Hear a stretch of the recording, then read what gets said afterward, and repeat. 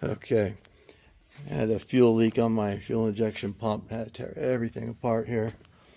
So right now I have the manifold off, and don't need this at the moment. I pulled the pump out already and did a rebuild kit on it and put it back together. So now let's see if it leaks.